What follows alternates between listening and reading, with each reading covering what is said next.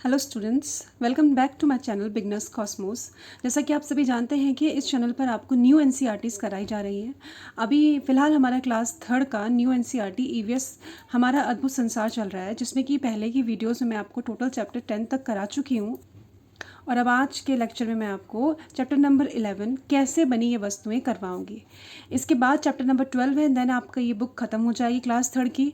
अब आप मुझे कमेंट में बताना कि आपको क्लास फोर्थ की न्यू एनसीईआरटी की ईवीएस की बुक्स चाहिए या नहीं चाहिए, क्योंकि अभी इसकी बुक मार्केट में नहीं आई है। एनसीईआरटी की वेबसाइट पे है, बट वो इंग्लिश मीडियम में। अगर आपको चाहिए होगा तो मैं हिंदी में ट्रांसलेट करके आपके लिए प्रॉपर इसी तरीके से नोट्स बना के वीडियोज़ प्रोवाइड करवाऊँगी। तो आप मुझे कमेंट सेक्शन में बताना कोई इसके नोट्स चाहिए। तो हम आज के अपने क्लास को शुरू करते हैं। आज का हमारा टॉपिक है चैप्टर नंबर 11, कैसे बनी ये वस्तुएं। मिनी, मैंने बताया था आपको इमेजिनरी कैरेक्टर लिया गया है। मिनी क्या है? तो एक लड़की है जो इन्हीं के एज ग्रुप की है। दादाजी हैं, उनका नाम अनुपम है। ठीक है, ये न है, ये न अनुपम है।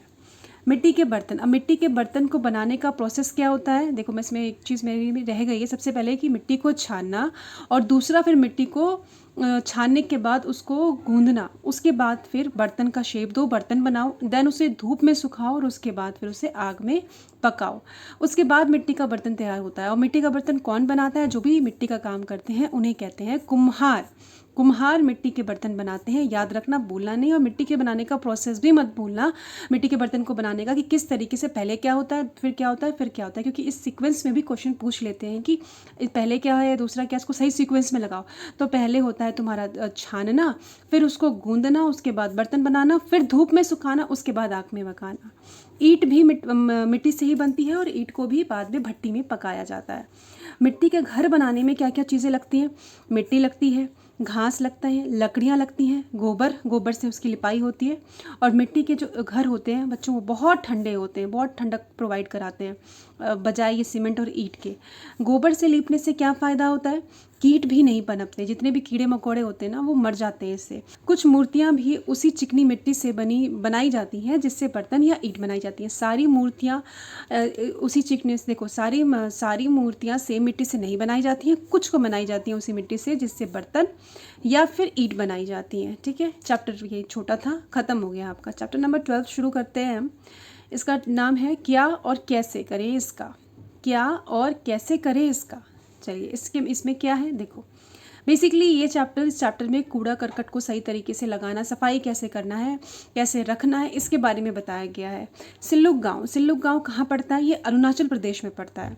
ठीक है, अच्छे तरीके से कचरा प्रबंध करने के लिए इस गांव को पुरस्कार मिला है। यहाँ के लोग बहुत अच्छी तरीके से कचरा, अगर खाद वाला कचरा है तो उसको अलग से डालना, कांच अलग से डालना, प्लास्टिक अलग से डालना, रास्ते में कचरा कूड़ा करकट नहीं करना।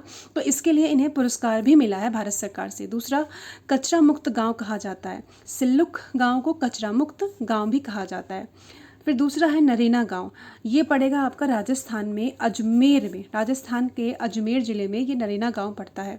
देश का पहला कचरा मुक्त गांव था। ये क्वेश्चन बन सकता है कि देश का पहला कचरा मुक्त गांव कौन सा था? तो नरेना। कहाँ है ये? राजस्थान में। ठीक है, मैसूरू और इंदौर भी अपनी स्वच्छता के लिए जाने जाते हैं।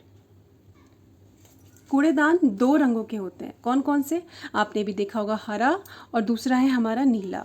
हरा कूड़ेदान का क्या इस्तेमाल होता है? तो इसका कचरा मिट्टी से में मिलाकर खाद तैयार किया जाता है। इसमें कौन कौन से कचरे डाले जाते हैं? पत्तियाँ, छिलके, फल, सब्जियाँ आदि। इससे मिट्टी में रहने वाले जीवों को भोजन भी मिलता है और खाद भी तैयार होता है। किसमें? जो हरा कूड़ेदान होता है उसमें ये सारी चीज़ें डाली जाती हैं। नीले कूड़ेदान में क्या जाती है? पुनः चक्रण वाली, यानी कि जिसे दोबारा तुम यूज़ कर सकते हो। वैसी वस्तुएं कौन सी होती है? धातु, यानी कि वही मेटल, जिसमें तुम्हारा तांबा, कांसा, पीतल, ये सब आता है। कांच, कागज़, प्लास्टिक, इन सबको दोबारा से रीयूज़ किया जाता है, इसीलिए इसे नीले डब्बे में डाला जाता है। ठीक है, तो कूड़ेदान के दो कलर होते हैं, हरा और नीला। इनके यूज़ क्या है वो भी आपको पता लग गया। राष्ट्रीय स्वच्छता दिवस कब मनाया जाता है? 30 जनवरी। याद रखना, 30 जनवरी को राष्ट्रीय स्वच्छता दिवस मनाया जाता है। हमारा उद्देश्य अधिक से बचे, बर्बाद ना करे होना चाहिए। क्या होना चाहिए हमारा उद्देश्य? अधिक से बचे, यानी कि उतना ही यूज़ करो जितना तुम्हें ज़रूरत हो। ज़्यादा मत लो जिसकी वजह से ये बर्बाद भी नहीं होगा। उतना लो जितने की ज़रूरत है, ज़्यादा लेके उसे बर्बाद मत करो। अधिक से बचे, बर्बाद ना करें, ये हमारा उद्देश्य होना चाहिए। तो बच्चों, क्लास क्लास थर्ड का आपका न्यू ईवीएस चैप्टर 12 1 to 12 तक ख़त्म हो चुका है। अब आपका न्यू ईवीएस शुरू होगा चैप्टर क्लास फोर्थ का। आप बताना अगर आपको इसके नोट्स चाहिए होंगे तो मैं आपको ये नोट्स प्रोवाइड कर दूँगी। इसकी बुक अभी आई नहीं है, पर हाँ एनसीईआरटी के वेबसाइट पर है, इंग्लिश मीडियम में है। मैं उसे हिंदी में कन्वर्ट करके आपके लिए नोट्स बना दूंगी। अगर आपको ये इसके नोट्स चाहिए होंगे तो आप मुझे कमेंट सेक्शन में ज़रूर बताना कि हाँ आपको चाहिए कि आपको नहीं चाहिए। तब तक के लिए अगर आपको ये वीडियो अच्छा लगा होगा then please like share and subscribe. Don't forget to comment. Thank you for watching.